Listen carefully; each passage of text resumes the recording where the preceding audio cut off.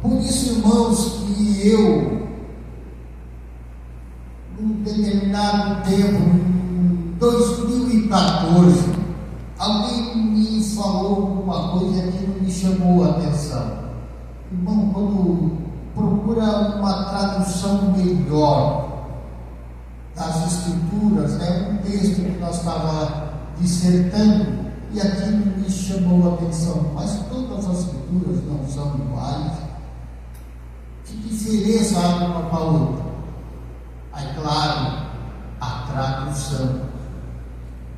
Aí temos a King James, nós temos a João Ferreira, que é a Almeida, corrigida, temos a atualizada, a Visão, Vida Nova, temos, né, enfim, a Bíblia Etíope, né, que é a antiga, né, e temos os totais livros da Bíblia. Eu queria, se eu fosse fazer uma pergunta, quantos irmãos sabem quantos livros tinha a Bíblia quando saiu do concílio de Constantino, ali no ano 326? Eu tenho quase certeza que poucos sabem disso. Por isso é bom estudar as Escrituras, porque vós que dais nelas a vida eterna, e são elas que me testificam, foi o que Jesus falou para os fariseus. A Bíblia montada por Constantino tinha 89 livros. Tanto é que a Igreja Etíope mantém isso até hoje. Ela se conservou, porque quando Roma, através do Papa Damaso, no ano 500 depois de Cristo, disse que teve um sonho que Deus revelou para ele que os livros que deveriam contar no canon. E ele aí, tanto é que a Bíblia Católica tem 73 livros, tirou, né, os 89, sobrou 73, e depois o Martinho Lutero fez uma reforma, achou que queria tirar mais alguns. Na verdade, Martinho Lutero queria tirar Atos dos Apóstolos, Epístola aos Hebreus, Apocalipse, né, que achavam que não era inspirado. Aí, movimento interno na reforma protestante, aí concordou que Hebreus, Apocalipse e Atos continuassem. Para mim, teria que estar os 89, que foi separada lá atrás do tempo, mas, né? Então esses livros eles continuam, mas chama-se livros apócrifos. E de apócrifo não tem nada, é só olhar o Novo Testamento. 90% do ministério de Jesus está baseado no livro de Enoque.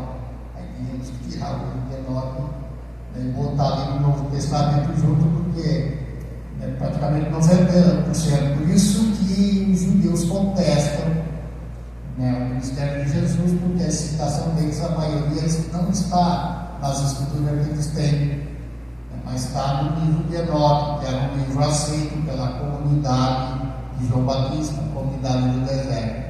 Quando Deus chamou João Batista, ele mandou para o deserto. Na verdade, ali tiraram um trechinho, né? O correto seria: e aquele que me mandou batizar, me mandou para a comunidade do deserto. E João Batista não ia viver na areia, comendo areia, onde é que ele ia achar gasolina de mel silvestre? Entre as comunidades que viviam no deserto, e foi aquele que introduziram João Batista no ministério que ele, né, desempenhou. Para entrar na minha mensagem, foi por isso que eu fiz esse apêndice. Na verdade, esse texto aqui seria correto, consumação dos séculos seria consumação das eras. E eis que estou convosco todos os dias até a consumação das eras. O que vem a ser isso? Se você observar um tempo atrás, o irmão de Bona, que acho que aqui é o crente mais antigo, o irmão de Bona, aqui juntamente comigo, né, a Janice, que é mais antiga ainda, né? Eu digo de 30 anos para trás, acho que o irmão ainda não alcançou esse, né? 30 anos.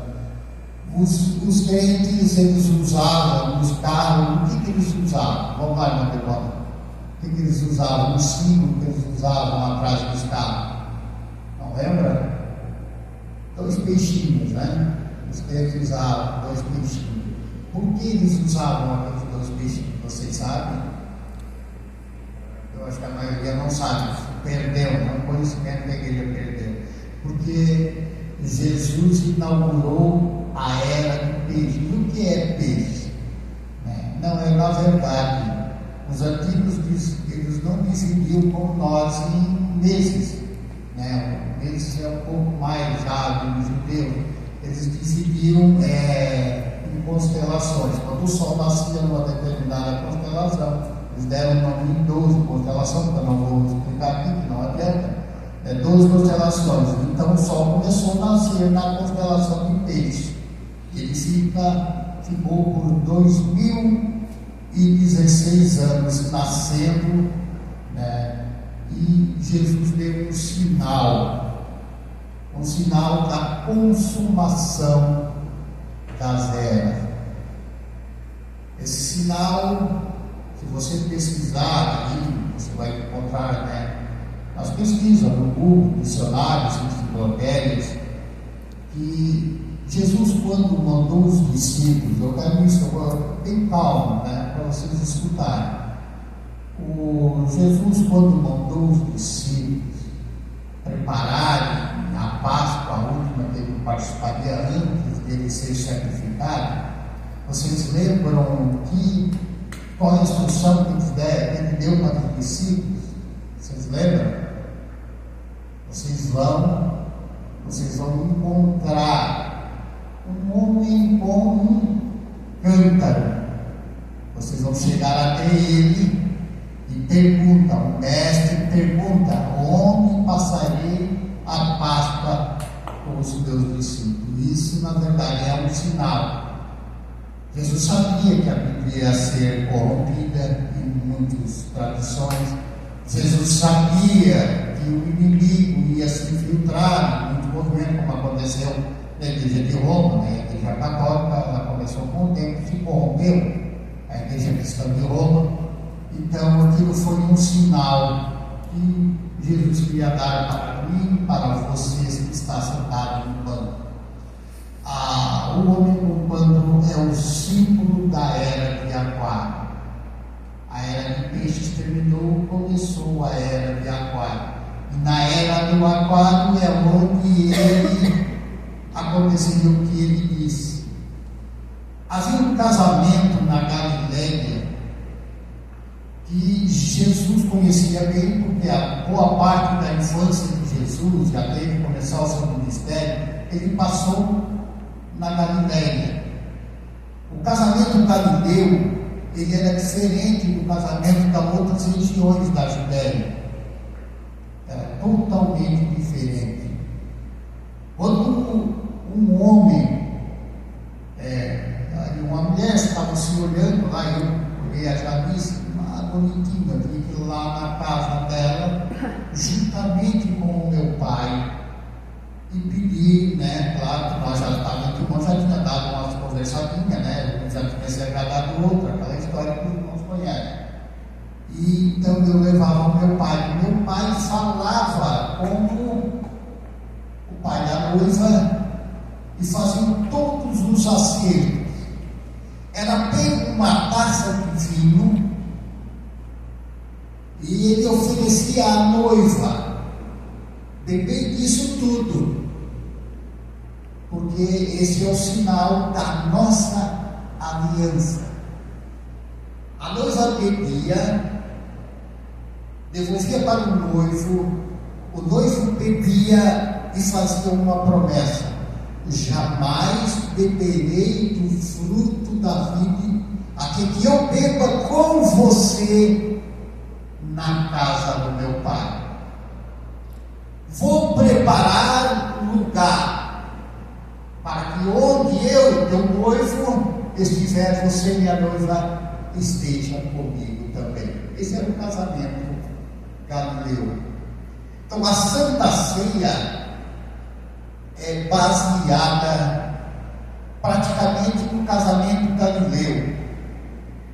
E o noivo não sabia o dia de vir buscar a noiva, porque não era ele que buscava, ele chegava até o portão. Quando o pai dele passasse a ordem, quem sabia era só o pai dele, ele ia preparar os aposentos da noiva. Vou preparar os lugares. Foi isso que ele disse para os discípulos. Ele foi num lugar ali, no reino celeste, preparar um lugar para a igreja. E ele fez uma promessa: quando o cântaro, quando o homem do cantor, quando a era de Aquário chegasse, estaria próximo à vinda dele. Tudo estaria pronto, só dependeria de uma coisa: a ordem do Pai. Porque dia e hora ninguém sabe. Nós sabemos a estação, a era de Aquário, mas não sabemos nem que hora. Como no casamento galileu. Aí quando o pai está, meu filho, e o noivo fica ansioso com o chofar, o trombeta, vamos usar o termo trombeta, porque chofar acho que poucos conhecem, era feito com coisa de alguns carneiros que tinha aquela chifre comprido, né? Eles faziam, uns menores, e faziam um chofar. Ele deixava o chofar do lado da sua cama, ansioso, já estava pronto os aposentos, ansioso para beber o vinho com a sua amada. Só estava esperando a ordem do pai, a estação já havia chegado, e ele ficava na porta, lá no quarto, espiando o pai dele. Será que é hoje? E o pai não vinha. Aleluia. Será? E vinha no outro dia. De repente o pai: meu filho, pode ir buscar a tua noiva. Glória a Deus. Aí o noivo faceiro pegava o sofá, e mais ou menos, se ele morasse longe ali da cidade onde seria no templo, onde seria efetuado o casamento, eles teriam que ir para Jerusalém. Geralmente o casamento lá era feito, as bodas eram na casa do noivo, mas a festa ali, o casamento, a cerimônia era em Jerusalém. E quando chegava perto da cidade, ele começava a tocar o chofar. E o vigia da cidade escutava: olha, ele já sabia que o nome, aí vem o noivo. Aleluia. O noivo de antemão separava 10 virgens, não era a noiva dele, não, né? Não vai pensar que o noivo era político, né? Ia fazer uma festa igual faz os árabes, não. As virgens eram as acompanhantes do noivo, estavam com o traje tudo pronto, já com o azeite para acompanhar no caminho, dominando o caminho até ali a casa da noiva, porque eles iam lá buscar a noiva para trazer para o templo.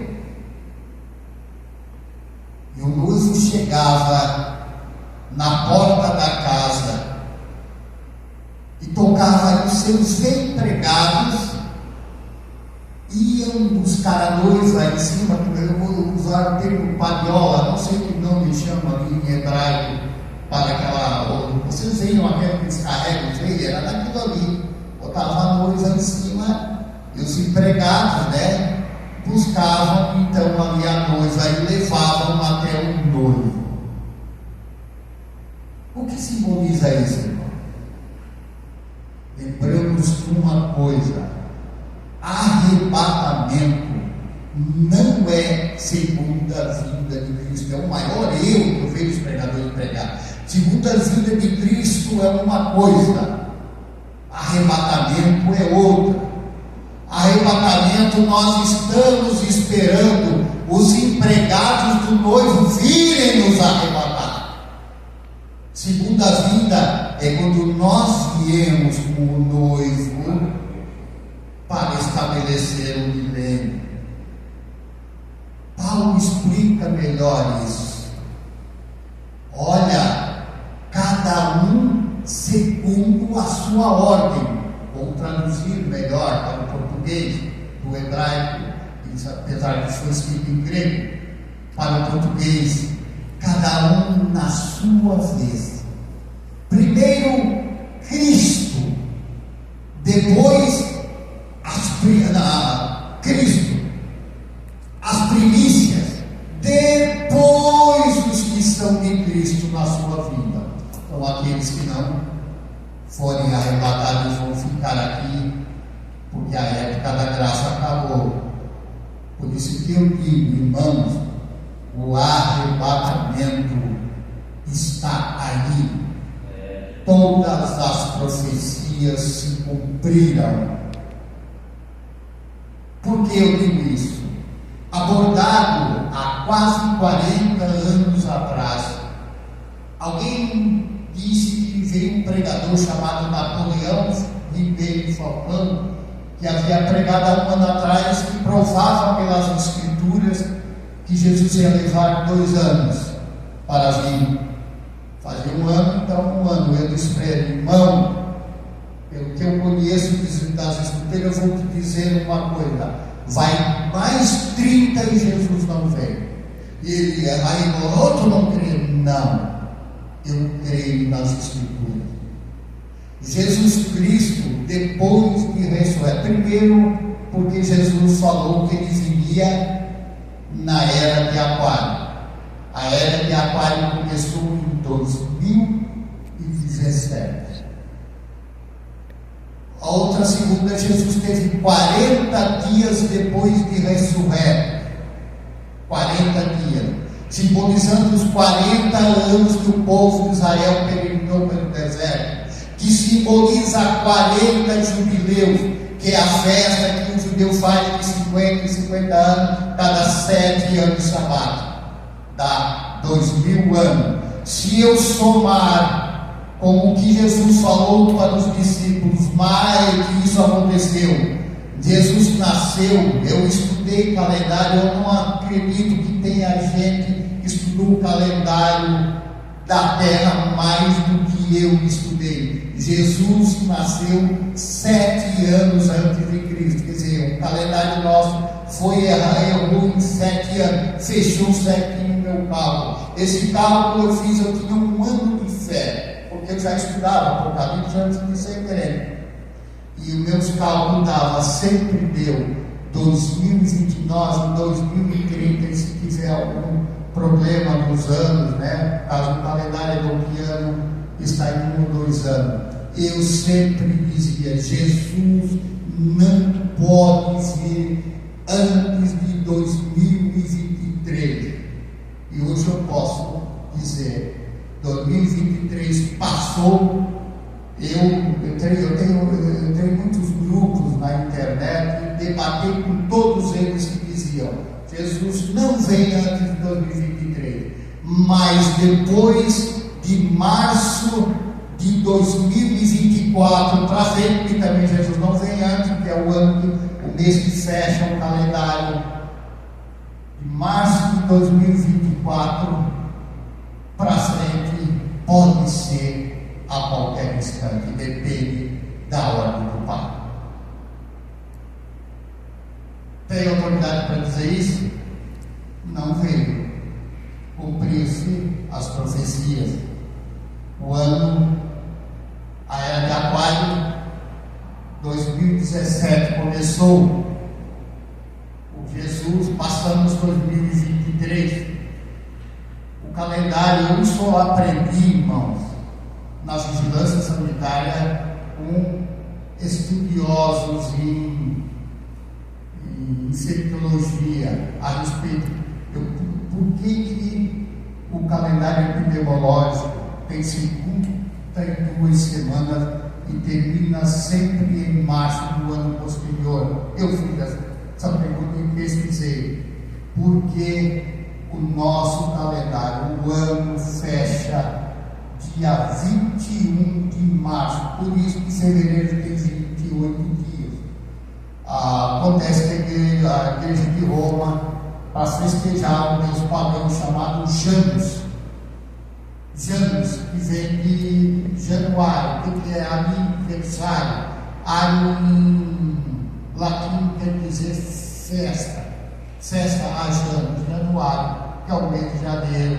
Dia 1º que seria dia 1º fizeram, né? Se hoje, 1º de janeiro, era a festa do Deus pagão, e a Igreja Católica mexeu em todo isso que é cristã, todo o calendário por causa disso.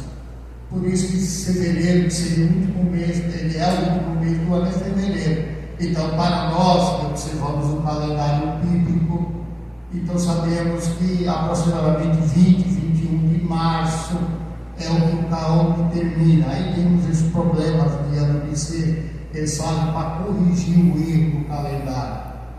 Por isso que tem ano bissexto, mas para corrigir erros que eles cometeram, né? Já com vontade mesmo de cometer. É que o calendário tem verdadeiro, tem 364 dias. Podem fazer a conta, se estiver errado, me corrijam. 52 semanas, vezes 7 dá quanto? 364. 4 estações corretas: inverno, verão, começa na primavera, né? Primavera do povo judeu, não do nosso, não. Primavera vem verão, vem outono e inverno. 4 estações de 91 dias, dá quanto? 364 dias. A lua leva 28 dias para fechar o ciclo.